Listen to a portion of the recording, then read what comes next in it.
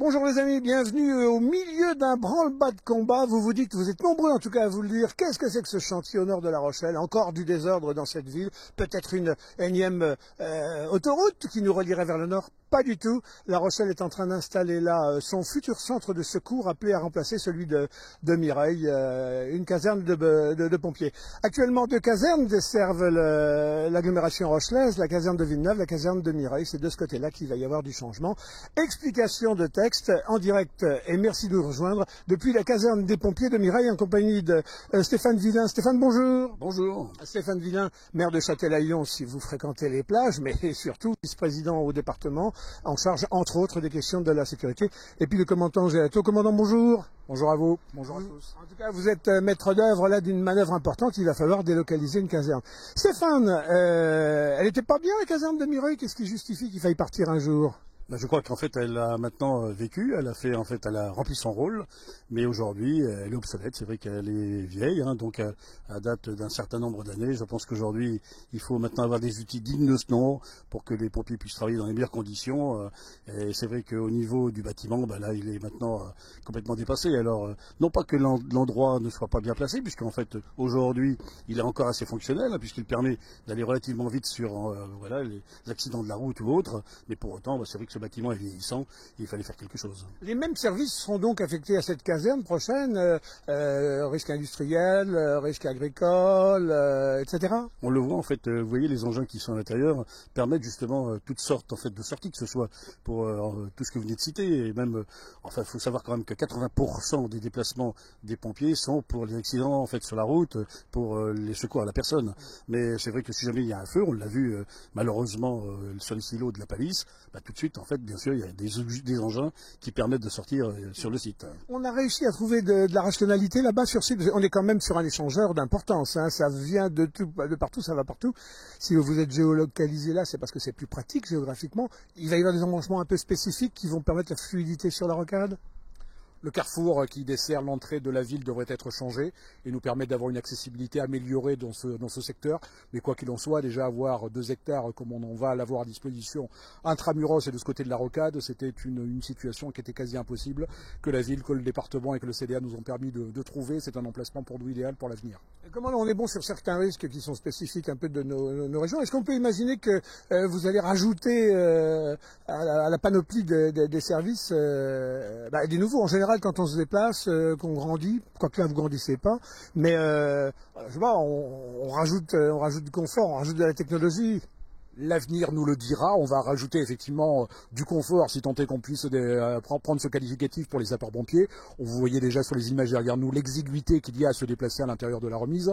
Les camions ont pris de l'embonpoint comme tout un chacun et comme le véhicule de tout un chacun. On est aujourd'hui dans un espace exigu que les pompiers de La Rochelle-Mireille et donc de La Rochelle-Lagor demain ne rencontreront pas sur ces 2 hectares de terrain et c'est plus de 6000 m² de surface de plancher, mais il n'y aura pas d'ajout qui sera fait. Maintenant, c'est une caserne qui sera faite également pour durer et nul doute que globalement, des évolutions viendront émailler son histoire au fil du temps. Sur la place de l'agglomération de La Rochelle, c'est un métier qui fait rêver pompiers. Il y a 250 pompiers entre les pompiers professionnels et puis les pompiers, j'allais dire bénévoles. Ils sont pas bénévoles, ils sont volontaires. Volontaires. Est-ce qu'il y a toujours cet engouement là de la jeunesse pour il y a crise de la vocation à préparer ou non, pas du tout Non, il y a même un plan Marshall qui a été mis en place par le directeur Didier Marcaillou, un peu incité aussi par Sylvie Marcilly, la présidente du département, pour faire en sorte que les pompiers volontaires intègrent les casernes.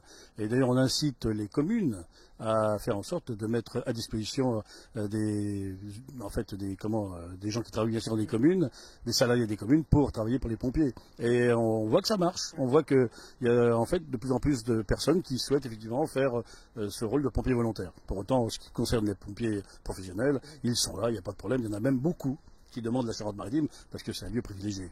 Stéphane Villain, c'est combien de pompiers sur l'ensemble du département de la Charente-Maritime? Aujourd'hui, c'est à peu près 3500 personnes. En fait, il y a 2500 pompiers volontaires, et puis le reste pompiers professionnels, et puis aussi administratifs et techniques, et puis aussi tout le service médical. Donc voilà, c'est 3500 personnes, ça oscille, mais voilà, c'est à peu près ça.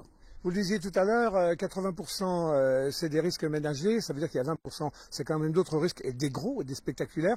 J'ai souvenir ici au port de La Rochelle, les silos qui prennent feu, risque industriel ou alors risque forestier dans le sud. On a de bonnes équipes, on a des gens bien formés, il y a besoin de formation complémentaire. Il y a une formation assez poussée et en fait, bien sûr, les pompiers professionnels sont vraiment des grands professionnels et ils savent effectivement quand ils vont sur un site prendre tout de suite le terrain en fait en charge, savoir ce qu'il faut faire, comment le protéger et vraiment ce sont des gens qui connaissent parfaitement leur métier avec des spécialisations, avec une formation permanente. Oui, non, moi pour être en fait aujourd'hui le président du SDIS de Charente-Maritime, je veux dire que je ne connaissais pas encore bien le métier, mais ça fait maintenant 3 ans ou 4 ans que je suis président et je vois en fait ce professionnalisme, surtout ce corps, cette synergie entre les professionnels qui est assez étonnante. Et c'est vraiment, moi je suis très fier d'être le président des pompiers de Charente-Maritime. Commandant, l'esprit de famille, il est légendaire chez les pompiers, comme dans d'autres carrières en général en bleu marine. Ce bâtiment ici, esprit de famille, il y a des familles qui habitaient, il y avait des appartements. On va là-bas, vous n'aurez pas plus de place. Par contre, vous allez libérer une part de ce qu'étaient les logements ici. Vous allez loger là-bas sur place. On continuera de vivre en famille un peu là-bas sur cette caserne ou pas?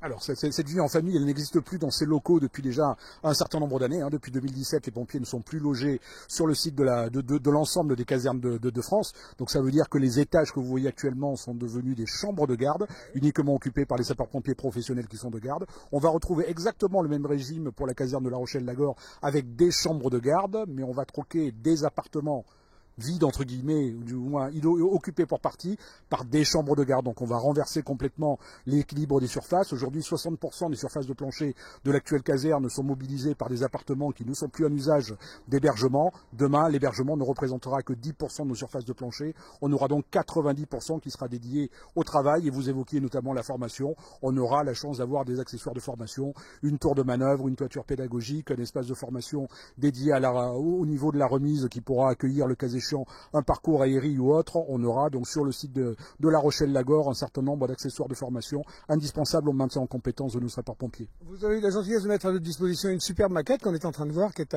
à l'écran là. Il y a des moyens, bon alors les moyens 4 roues évidemment, les échelles, etc. Mais il y a aussi des moyens marins, parce que vous êtes aussi la sécurité à la côte, j'allais dire.